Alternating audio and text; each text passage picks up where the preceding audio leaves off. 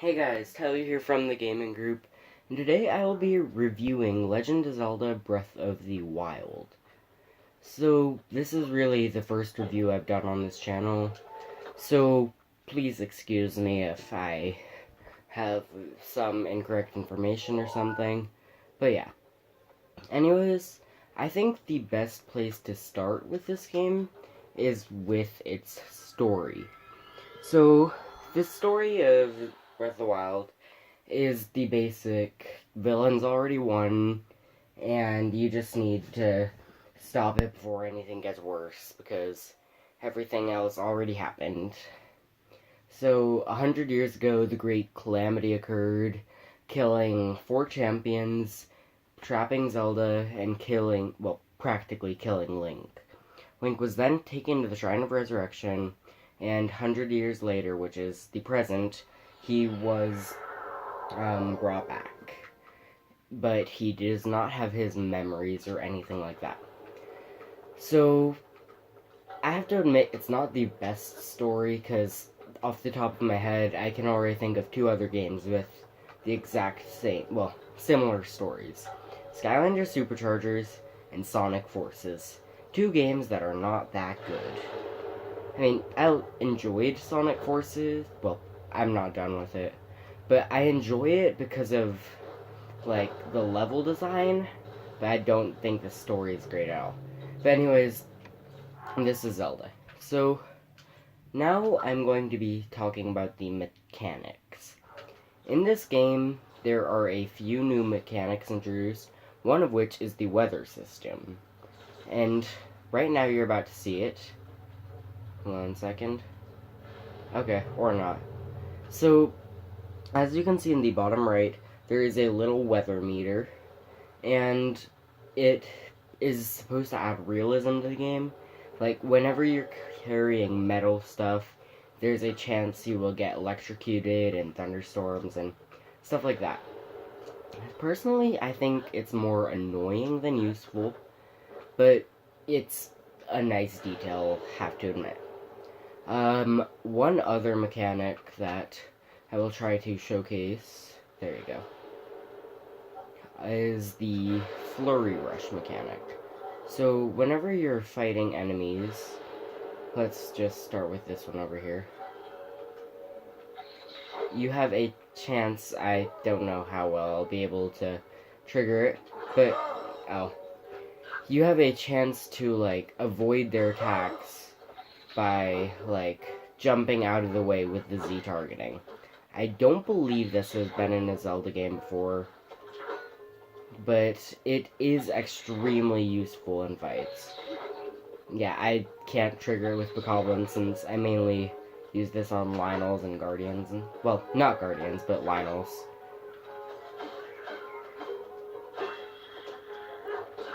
Another thing about this game, oh wait, more mechanics, let me think. Oh yeah, the stamina wheel.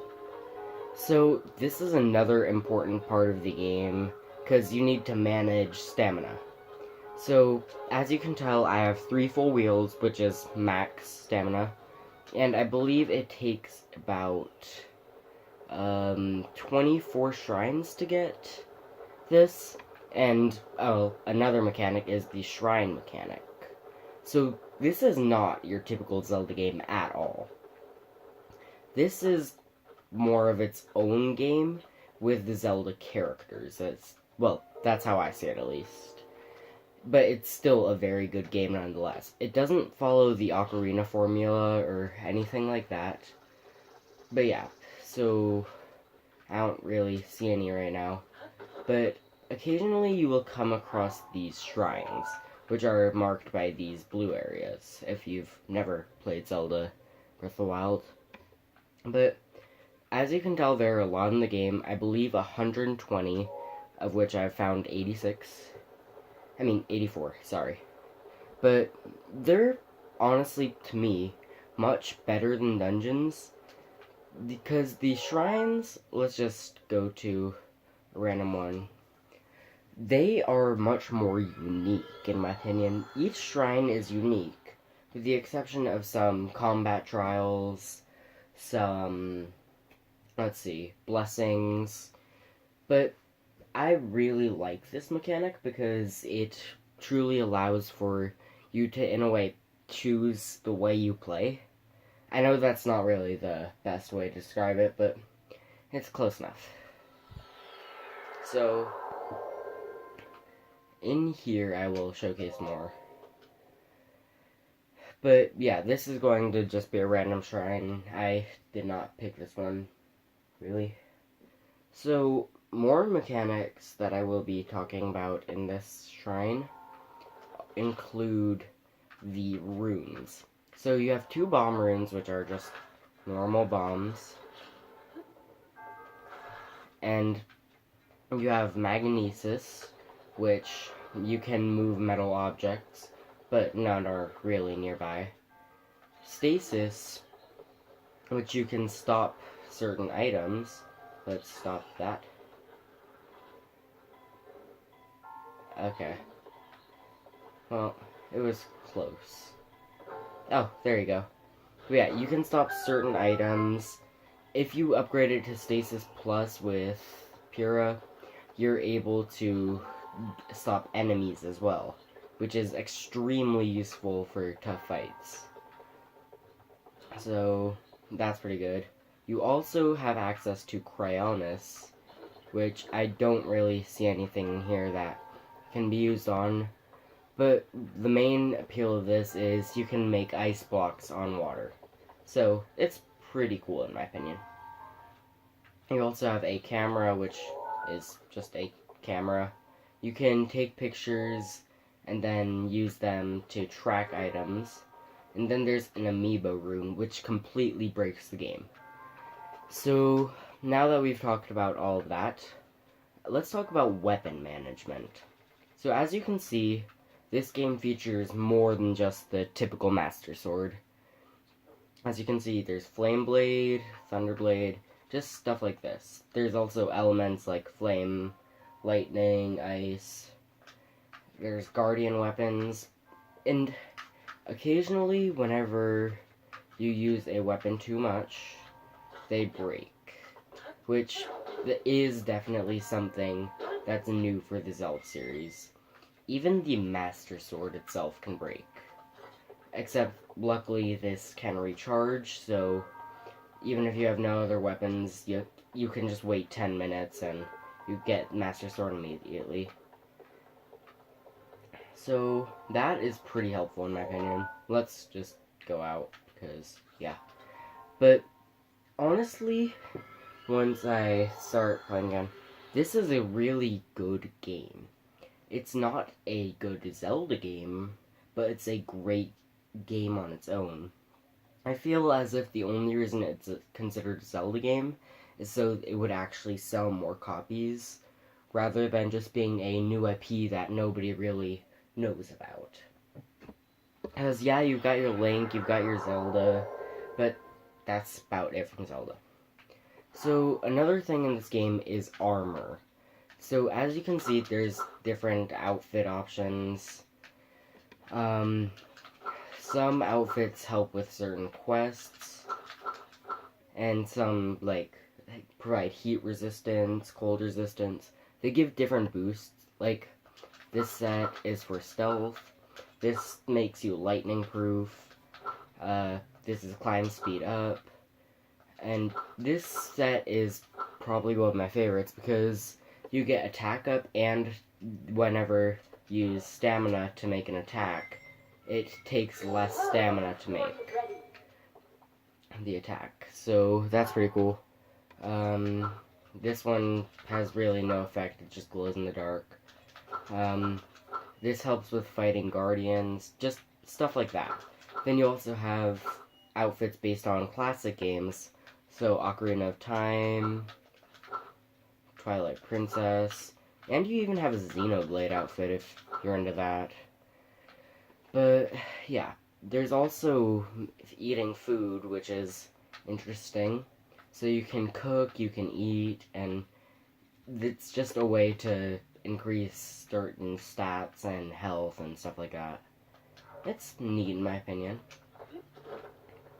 So, also in this game, is a pretty interesting mechanic, I like to think, except it's ultimately useless in certain areas, which is shield surfing. It's really not that important, but pretty much you can just like ride on shields and die, you know. But it's just a way of getting around faster, really, and I like it personally. But yeah, let's see. What else is there to cover for this game? Oh yeah, the soundtrack. So after that, I will cover one more thing. But I mean, two more things, sorry. The soundtrack of this game is fairly disappointing. So, just as an example, let's turn up the music. There's nothing besides a few piano keys. Let's just listen.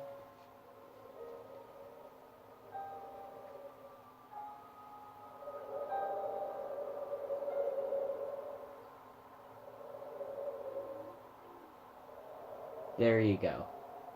So, honestly, there's some areas with music, and those areas are actually pretty good. I need to turn that down. But, honestly, the music isn't a big enough focus in this game, in my opinion. I'm going to change to the Xenoblade outfit, because this provides less, like, swim, dash, stamina, stuff. But yeah.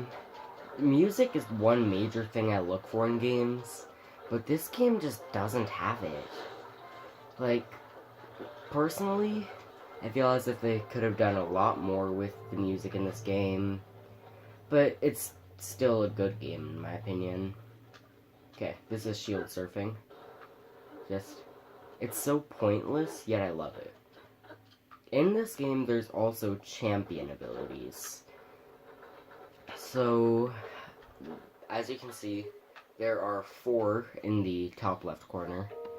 There is, let's see, there's Mipha's Grace, which revives you once you die, and it gives you extra hearts, so that's very useful, in my opinion. There's Urbosa's Fury, which is probably my favorite, which, let's demonstrate that.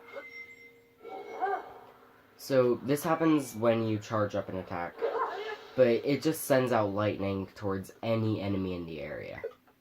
Oh, sorry. I forgot about that. And it's honestly just really cool. So, yeah, that's Cryonis. I forgot to show it earlier. But, Urbosa's Fury is good. I don't have the other... Well, I don't have Daruk's Protection ready, but it just gives you a perfect shield whenever you want, which is another mechanic. You just press A at the right time, and it reflects whatever is shot at you. So, it's a cool mechanic, I guess. And then, finally, there's Revali's Gale, which is another very useful one. It just blows you straight in the air, and you can do both stuff as normal when gliding. So it's just a good way to start aerial assaults and stuff like that. The combat in this game, I don't have any enemies by me right now, but it's just like an average Zelda game, really, besides the certain new mechanics. Let's see. And then the final thing I will be talking about are bosses. So in this game, there are 5 main bosses and a few side bosses. So the 5 main bosses, I can't believe I'm saying this, but after like a year of this coming out, but spoilers for Breath of the Wild are coming up if you don't want to hear spoilers. So yeah, just click away, I guess, if you don't want them. But there are 5 main bosses. There is Water Blight Ganon, Fire Blight, Thunder Blight, and I think the other one's Wind Blight. Yeah, it's Wind Blight. So Wind Blight and Thunder Blight are extremely easy in my opinion. Probably, well, I mean, actually no. Wind Blight and Fire Blight are the easiest ones. So these bosses you fight in the Divine Beasts. And Divine Beast Meadow has Windblight.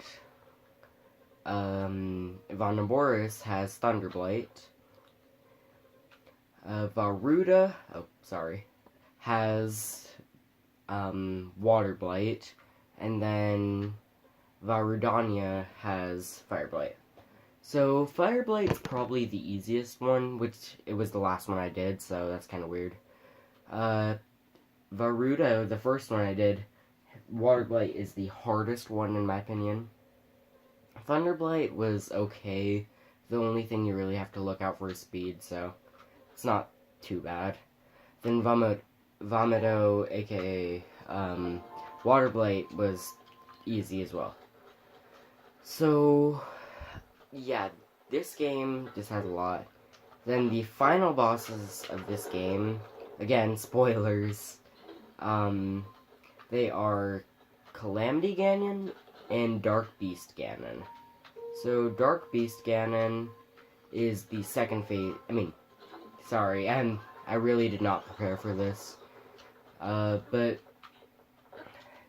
Calamity Ganon is the first phase, which it's just like the for Blight Ganons, then yeah. So you can fight him, and it's pretty easy because once you rescue all 4 champions from the Divine Beasts and kill the Blight Ganons, you're able to do 50% of damage to him, so it's really useful. And there's Flurry Rush that I tried doing earlier, which did not do anything. But anyways, yeah, there's that.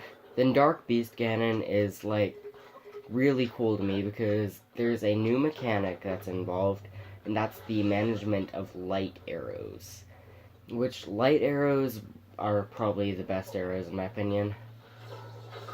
Which I just realized I did not talk about arrows, so yeah, there's different arrows and stuff. Bomb arrows are the best ones though, except they kill you. But anyways, yeah, for me this game is an 8.5 out of 10. I know that's the same rating I gave Infinity War, but that's unrelated to this. But yeah, 8.5 out of 10, solid. This game is good. It's not a great Zelda game, but it's just a good game on its own. So, yeah, I know this was a longer video, but I just wanted to make it because this game is good, and I do have more reviews planned if this video does well. So, yeah, thank you guys for watching. More content from me coming soon. I know I've been very inactive lately with Dominic taking over, mainly with Views Day and Banjo-Kazooie stuff. So, yeah, peace.